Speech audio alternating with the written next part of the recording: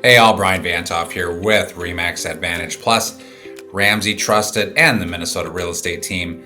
I hope you're having a great start to your summer. Now that school is pretty much out for everybody, if not for everyone, our school bus traffic certainly will be going down, but our weekend cabin traffic, Thursdays and Fridays in the Twin Cities, we are back to wall-to-wall traffic heading out of town on the weekends here. So I hope you have some great summer plans in place, whether you get up to a cabin, whether you stay local, whether you go south, whether you go north, whatever. I hope you have, again, those some great plans in place for you and your family. If you are a seller, I'm just going to start with this. If you are a seller, we are, and I'll talk about this a little bit more later, but we are absolutely in the time of the year when we are we're kind of at the peak here as far as new listings go, which we'll discuss here later. But if you're a seller, we are running out of time for maximizing your return if you're still needing to sell in 2025. So there is absolutely summer selling strategies. Now that school is out, there are different strategies for marketing your home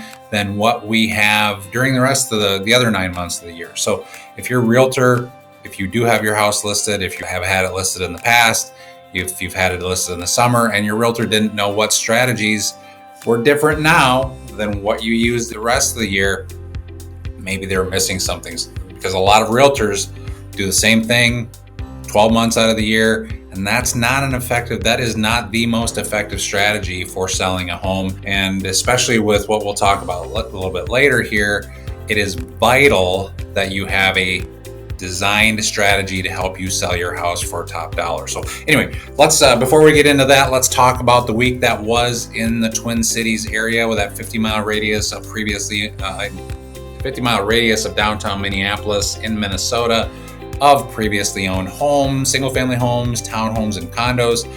There were 1,342 new listings added to the market in the past 7 days. That is up 359 from last week, 71 more than the week before Memorial Day, and 102 more than the same week last year. First week of June, first week and a half, first 2 weeks of June is the most active week of the year, or 10-day period of the year, for new listings coming to market. Kids are out of school, families have vacations planned, they get their home on the market very early in June typically. I did a brief look back in my history of these videos that I do for you on a weekly basis. The 1,342 new weekly listings is the most weekly listings we have seen since June of 2022 in 3 years. So we are seeing more sellers put their homes on the market. And what's interesting is the number of buyers isn't necessarily higher. We are seeing more sellers hit the market. It doesn't mean it's a buyer's market, especially when you talk single family homes and townhomes. Condos, it's 100% a buyer's market. Single family homes and townhomes, that's a little bit more questionable right now. May and June have actually been the months where we have seen the highest counts of new listings hit the market over the past few years. July is not far behind as well, but we're just in that really busy time where you're seeing a lot of new listings popping on the market, inventory levels creeping up. Options for buyers are getting more and more. So of our new listings, 322 already sold in the first week. That is 24% of new listings. That's a slower pace than last year when 29% of new listings sold in the first week on the market. 4 years ago in 2021, over 50% of all new listings sold in the first week. So our pace has certainly slowed over the past few years. Of our new listings, 949 were single family homes. That's up 238. 264 were townhomes. That's up 81. And 130 were condos. That's up 41. There are 442 coming soon listings available. That is up 27 from last week, but actually 53 fewer than this time last year. I think our numbers this year are going to be very similar in really just about everything to where we were last year. Maybe higher, more listings, of course. Overall, I think our sold properties are going to be roughly the same this year as they were last year. There are 5,205 total unsold homes available out there. That's an increase of 201 from last week, 903 more than last year, and more than 2,100 more than 2 years ago. 2 years ago, our pace of sales was higher when about 33% of all newly listed homes sold in the first week on the market. That is the biggest factor as to why the available home inventory level is higher today than last year and 2 years ago, just straight up pace of sales. Our volume of new weekly listings was not that much lower than 2 years ago compared to today, but buyers were scooping them up at a much faster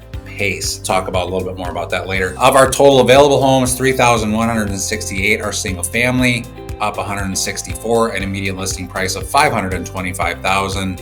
Down $4,000. 964 are townhomes. That's up 34. Median listing price of $315,000. That's down $5,000. 1,074 are condos. That's up 4 at a median price of $210,000. That's unchanged. 885 homes went from active to pending. That's up 115. And 1,068 went from pending to sold, which is up 401 from last week. The 1,068 is 176 more than the last Friday of April. Again, the last Friday of the month is always the busiest day of the month for closings. So we did see a significant amount of more closed sales in May, at the end of May, than we did at the end of April. Mortgage rates are down just a bit from last week, with a good mortgage broker at around 6.75, or maybe just a little bit above that. We're roughly the same as where we were 1 month ago and 3 months ago. We're about 3/8 lower than 6 months ago and 1/8 lower than 1 year ago. Showing activity jumped back up this week to about 16,230 realtor scheduled showings. That's up 3,200 showing requests from the previous week, but it's about 1,700 fewer than 2 weeks ago. Last year, the number of showing requests for this week was nearly identical, roughly the same traffic this year as we did last year. 2 years ago, that number was over 19,000 requests for the week. That made our average per listing of 5.43 showings per listing. Our showings per listing this past week are at 3.68. So our showing activity has absolutely dropped on a per listing basis and just total in general. But that does mean right now that there are generally fewer buyers per house than what we saw 2 years ago. Something to keep in mind as a seller when you are setting your expectations. Something to keep in mind as a buyer when you're getting into negotiations on the purchase of a home. So I talked earlier a little bit about the pace of sales being much more rapid in 2023. Our volume of new listings in 2023 wasn't that much lower locally than where we are today, but buyers were much more active at the time with those more showings per listings that I mentioned. So why were things busier in 2023 from a buyer's perspective than where things are today? Mortgage rates 2 years ago were in the low sixes, probably around 6.25. So really not that far off from where we are with today's mortgage rates. So what's different? What's my perspective on this? One term that was thrown around a lot in 2023, because 2023 was kind of the start of our higher interest rate environment. One term that was thrown around a lot is marry the house, date the rate. The meaning of that was to buy your home, but refinance your mortgage to a lower rate mortgage when rates drop down into those 5s and 4% range. Unfortunately, those buyers are still dating their rates. That has not changed. Rates have actually gone up, not down. So those buyers in 2023 were really expecting a much lower mortgage rate environment, probably relatively quickly after 2023. Unfortunately, they ended up in a long-term relationship with their mortgage rate, which nobody really likes. Most buyers didn't expect that rates would not go back down within this 2-year stretch, and had hoped they would have been able to not only marry their house, which they did, but they were able to marry a much better interest rate to lock in for the long term. But unfortunately, again, most buyers from 2023 are still kind of unfortunately dating their rate. At this stage, really the expectation is in the mortgage market that we aren't going to see much in the way of interest rate drops anytime soon. Those buyers from 2023 are really they're just going to continue that long-term relationship with their current mortgage rate, unfortunately. That seems to me to be the biggest factor in the slowing of the sales pace right now.